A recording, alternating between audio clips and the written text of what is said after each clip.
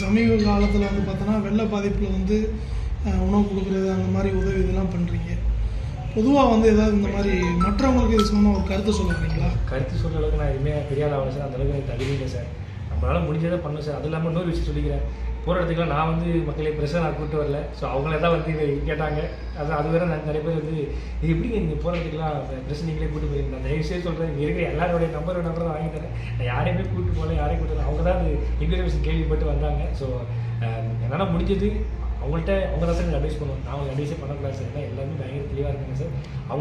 அவங்களுடைய பாதையில் அவங்களோட கோரிக்கையை செயல்படுத்த சாதாரண ஒரு கடைக்கோடி மனிதன்.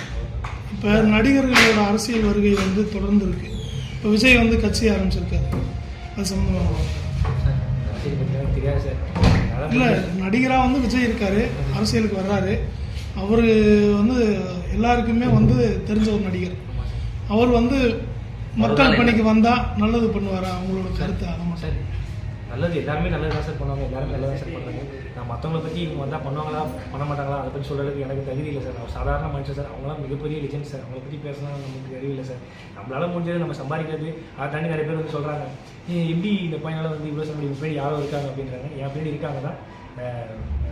கஷ்டங்கள், வெட்கம், எப்படி சொல்கிறது, ரொம்ப அடி வலி அது மட்டும் தான் என் பின்னாடி இருக்குது. அதை தாண்டி வந்து என் கூட வந்து என்னை சப்போர்ட் பண்ணுற ஒருத்தர்னா என்னை வந்து தோல்கட்டி கொடுக்குறது தான் நம்மளுடைய லாரன்ஸ் தான். ஸோ அவர் தான் நன்றி சொல்லுவேன். ஏன்னா இது நான் ஒரு கமெண்ட்ஸில் பார்த்தேன். எப்படி வந்து ஒரு வீடியோவில் கூட ஒருத்தர் சொல்லியிருந்தாங்க, யாருடைய பிளாக் மணியே இவர் வந்து ஒயிட் மணியாக மாற்றுறாரா?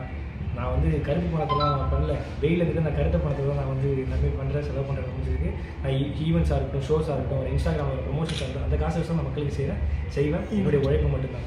இந்த சமூக சேவை செய்யணும் ஒரு உணர்வு உங்களுக்கு எப்போ போகும் சார்? அது வச்சு என்னால் மூணு வேளை சாப்பிட்டாலே அது பெரிய அச்சீவ்மெண்ட் நினச்சது தான் என் வாழ்க்கை. ஸோ அது கிடச்சிச்சு. அதை தாண்டி நம்மளால் முடிஞ்சது ஏதாவது நம்மள தான் பிரயோஜனமாக இல்லை, நம்மளால் ஏதாவது மற்றவங்களுக்கு பிரயோஜனமாக இருக்கும். சமீப காலத்தில் வந்து பார்த்தோன்னா வெள்ள பாதிப்பில் வந்து உணவு கொடுக்குறது அந்த மாதிரி உதவி இதெல்லாம் பண்ணுறீங்க.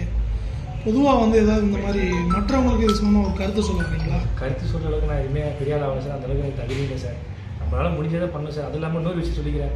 போகிற இடத்துக்குலாம் நான் வந்து மக்களை ப்ரெஷர் நான் கூப்பிட்டு வரல. ஸோ அவங்களே தான் வந்து இதை கேட்டாங்க.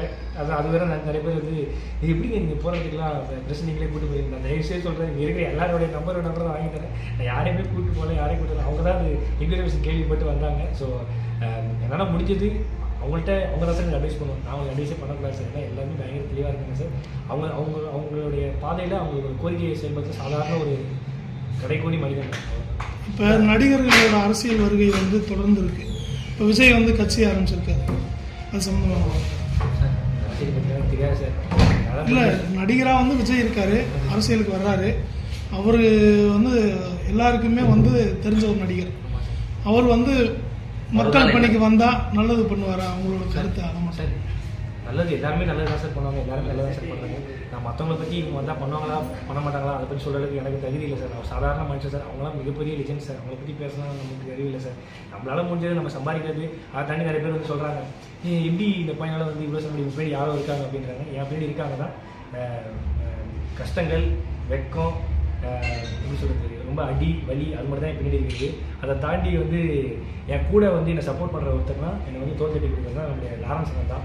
ஸோ அவர் தான் நன்றி சொல்லுவேன். ஏன்னா இது நான் ஒரு கமெண்ட்ஸில் பார்த்தேன்.